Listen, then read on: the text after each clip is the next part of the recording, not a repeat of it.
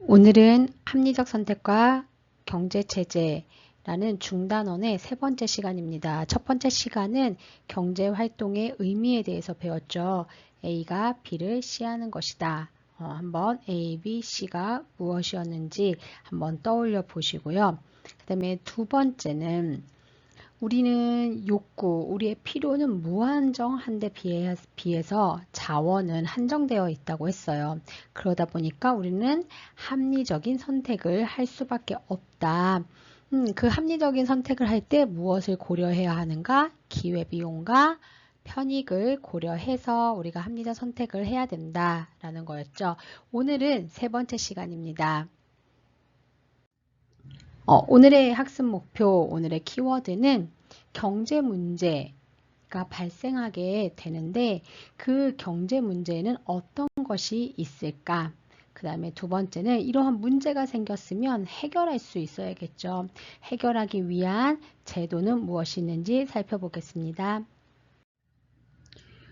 우리는 우리의 자원이 한정되어 있기 때문에 우리가 경제 활동을 할 때에 문제가 발생하게 되어 있어요. 그 문제는 무엇인가 오늘 한번 살펴볼게요. 대표적으로 세 가지가 있습니다. 우리가 무엇인가를 생산하려고 해요. 내가 원하는 만큼 원하는 종류 모든 것을 다 생산하면 좋겠죠. 그런데 내가 생산을 했어. 근데 그게 판매가 되지 않아. 그럼 어떻게? 내가 손해를 볼 거 아니야? 그러니까 우리는 고민을 해야 되는 거죠. 내가 어떤 생산물을 생산할 것인가, 그 종류, 그 다음에 그 종류가 정해졌더라면은 그거는 개수, 수량은 얼마나 해야 할 것인가, 이러한 문제가 있는 거죠. 내가 손해보지 않고 나의 이익을 추구하기 위해서는 무엇을 얼마나 생산할 것인가. 그 다음에 두 번째는요, 어떻게 생산할 것인가 라는 방법을 결정해야 되는 거예요. 세 번째는 누구를 위해서 내가 생산할 것인가, 바로 분배를 결정하는 문제가 발생합니다. 그러면 우리 뒷장에서 예를 들어서 살펴볼게요. 지금 방금 앞서 말했던 것처럼 생산물의 종류와 수량, 무엇을 얼마나 생산할 것인가.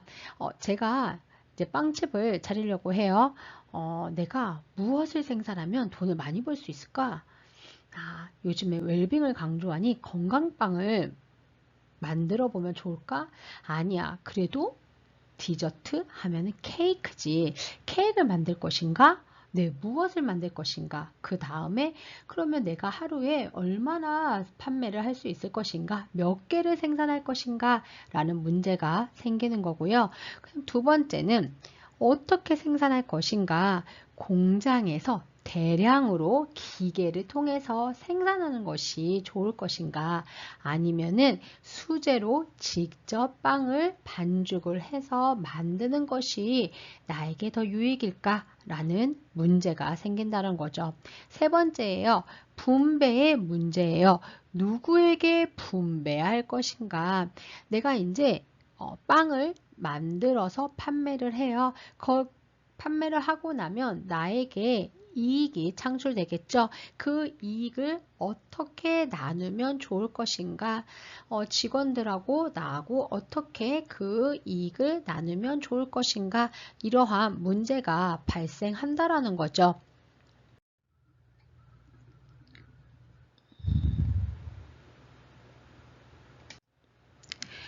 우리는 앞서 봤던 세 가지 경제 문제가 있었죠. 무엇을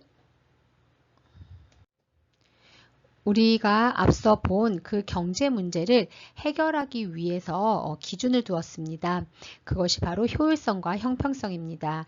효율성이라는 것은 최소의 비용으로 최대의 효과를 얻으려는 것이고요. 형평성이라는 것은 무엇입니까? 생산물을 공정하게 분배하려는 것이죠.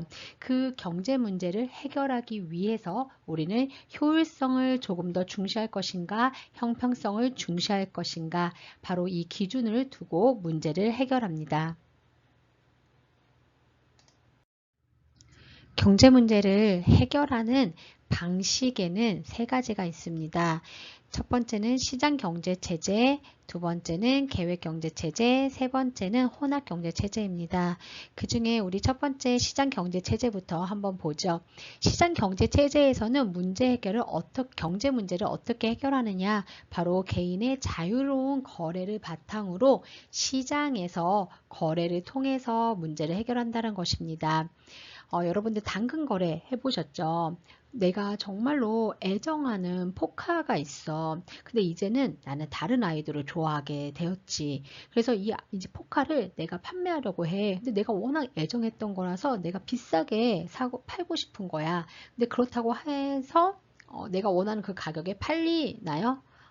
그럴 수 없겠죠. 그쵸? 사려는 사람도 이 사려는 사람의 입장을 고려해서 얼마면 이 사람이 살까라는 것을 고려하고 또 그 당근의 그 포카의 시세가 있잖아. 우리 시세 같은 것도 검색해보고 우리가 물건 가격을 정하죠.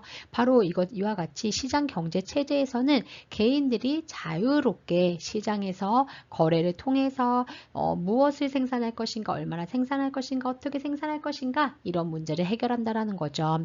특징은 무엇이냐면요. 경제 주체의 자유로운 경제 활동을 보장해 준다라는 거고요. 그 다음에 사유재산 제도를 보장해 준다라는 것입니다.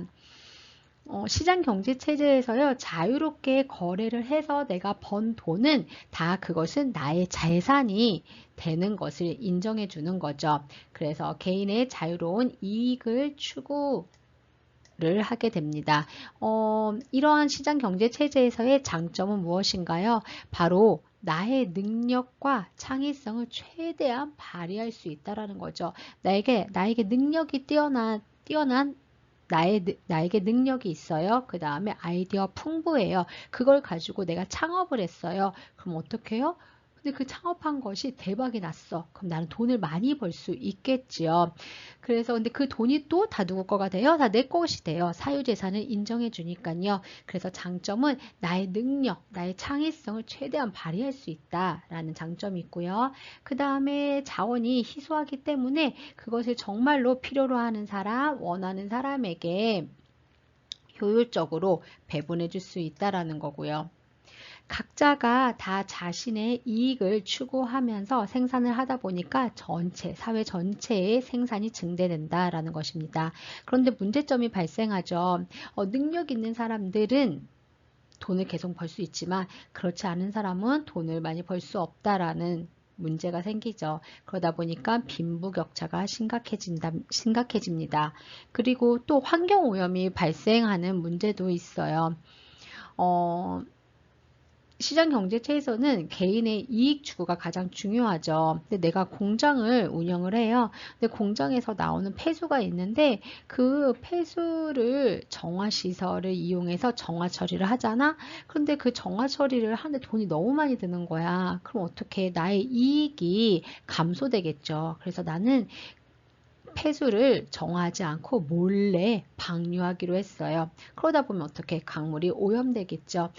개인의 이익만을 추구하다 보니까 환경을 훼손시키는 일들이 발생합니다. 그 다음에 나의 개인의 이익만이 중요하다 보니까 공동체 전체의 이익에는 관심이 없는 거죠. 두 번째입니다. 계획경제체제입니다. 계획경제체제에서는 어떻게 경제 문제를 해결하는가? 바로 누가 중요해요? 여기서는 국가가 중요합니다. 국가가 그 경제 주체들의 경제 활동에 대해서 계획을 해요. 계획을 하고 명령을 함으로써 경제 문제를 해결하는 방식입니다. 특징은요, 생산수단이 다 누구 거예요? 내 것이 아니라요. 국가 거입니다. 국유화가 되어 있고요. 그 다음에 경제활동에서도 자유가 제한되어 있죠. 내가 하고 싶은 일을 할 수가 없고 국가에서 명령하고 계획한 것에 내가 경제활동을 해야 된다는 것입니다. 그리고 여기서는요. 국가가 개입을 하고 국가가 주도하기 때문에 그 사회의 공동체 목표를 추구하게 됩니다. 그렇게 국가가 우리 나라는 이번에 자동차를 뭐 100만 대를 생산하겠습니다. 이렇게 얘기를 하는 거죠. 그러면 국가가 주도하고 명령하기 때문에 그 목표, 그 목적을 아주 신속하게 달성할 수 있다는 장점이 있고요. 또한 소득 분배에서요. 누군가 한 사람이 어떠한 사람이 뛰어나거나 그 사람의 능력을 발휘할 수 있는 게 아니잖아. 그러다 보니까 소득을 분배하는 데 있어서 무엇을 추구해? 형평성을 추구하는 거죠. 그래서 누구나 그 일에 참여한 사람들은 거기서 나오는 이익을 형평성, 공정하게 나눠서 가질 수 있다라는 것이 장점이기도 하죠. 근데 문제는 뭐예요? 내가 원하는 일이 아니야. 근데 국가에서 하라고 해서 어쩔 수 없이 해. 그럼 어떻게? 근로의욕이 당연히 저하되지요. 여러분들도 하기 싫은 공부를 해야 돼. 그럼 정말로 의욕이 저하되는 것처럼 말이죠. 그 다음에 개인의 창의적인 경제활동이 제한이 됩니다. 나에게 정말로 기가 막힌 아주 신박한 아이템이 있는데 그런 것들을 할 수가 없죠. 국가가 명령하고 계획하고 하기 때문인 거죠. 그리고 또 사회의 전체의 효율성이 감소되고요. 그 다음에 생산성도 하락할 수밖에 없는 거죠. 개인들이 자기의 이익을 위해서라면 열심을 다할 거 아니야. 그런데 뭐 국가가 하라는 대로 하면 나 그냥 그 개수만 맞추면 되는 거잖아. 그러니까 뭐 이것이 뭐 더 예쁘게 내가 뭐 생산을 한다든지 더 내가 꼼꼼하게 검수를 한다든지 이러지 않는 거죠. 그래서 이러한 단점이 있습니다. 세 번째입니다. 혼합경제체제입니다. 혼합경제체제에서는요, 어떻게 경제 문제를 해결하는가? 바로 믹스하는 거죠. 혼합. 뭐랑요? 앞에서 봤던 시장경제체제와 계획경제체제를 좋은 것들만 엮어가지고 만든 방식입니다. 우리나라 같은 경우는 시장경제체제가 기본이죠.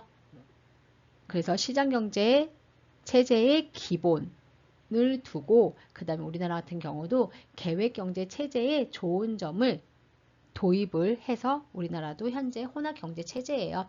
근데 우리나라뿐만이 아니라 현재 대부분의 국가들은 다 혼합경제체제를 채택하고 있습니다. 시장경제체제가 기본일 때는 어떻게 해요? 시장경제체제의 단점을 개선하고 예를 들면 그 빈부격차가 너무 심화된다라는 것이 문제점이었잖아. 그럼 어떻게? 가난한 사람들에게 더 혜택을 많이 주는 복지제도를 마련하면 되겠죠. 예를 들면은 출산을 하는 가정에게 출산 장려금을 준다든지 아니면 근로소득이 낮은 가정에게는 근로장려금을 준다든지 지금 현재 우리나라에서 시행하고 있는 정책들이죠. 이러한 복지제도를 마련함으로 해서 정부가 일부 개입함으로 해서 우리는 혼합경제체제 방식을 채택하고 있습니다. 계획경제 체제가 기본일 때는 어떻게 해요? 바로 계획경제가 가지고 있는 문제점을 해결한다라는 거죠. 사람들의 근로의욕이 떨어지다 보니까 생산성도 저하되죠. 그러면 계획경제 체제를 기본으로 삼고 그 다음에 시장 경제 체제에서의 특징인 어떠한 자유로운 거래를 허락해서 그 생산성을 증대시키기 위한 방법을 도입을 하면 되겠죠. 그래서 경제 성장을 위해서 시장 경제 체제의 요소를 도입한다라는 것입니다. 그러면 우리 한번 이렇게 정리를 해볼게요. 시장 경제 체제와 계획 경제 체제. 바로 여기에서 시장 경제 체제에서는 이 경제 문제를 누가 해결합니까? 네, 바로 개인이 해결하는 거죠. 시장에서 자유롭게 거래하면서 계획경제체제에서는요, 바로 국가가 문제를 해결하는 거죠. 그 생산 수단은 그럼 누가 가지고 있습니까? 바로 개인이죠. 시장경제체제에서는요, 네, 내가 무엇을 판매할지, 얼마나 판매할지, 그것을 내가 결정하죠.